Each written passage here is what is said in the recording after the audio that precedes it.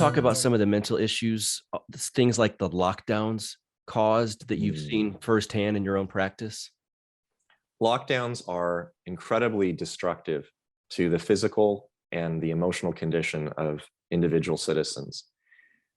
I see it from a psychiatric perspective because that's really who comes into my practice and what they complain about are emotional problems. And since these lockdowns started in March, April 2020, here in Los Angeles anyway, all of the children in my practice have descended into an abyss of anxiety and depression.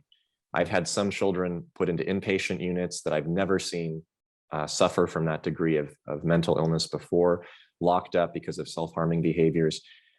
Some have been unable to leave the side of their mother physically for over a year. They can't go to sleepovers. They can't go to play dates.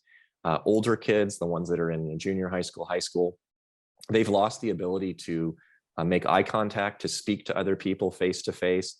They just cover their mouth with a mask and they look down at the floor. They don't want to participate in group or team sports.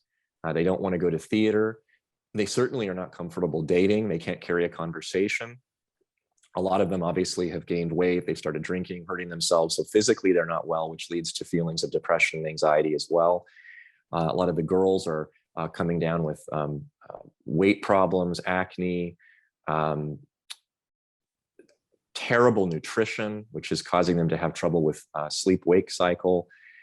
There are so many unhealthy consequences to staying at home, to being isolated, to not touching people, to not touching your environment, to not touching the earth, to not being with groups and noticing how you appear to others.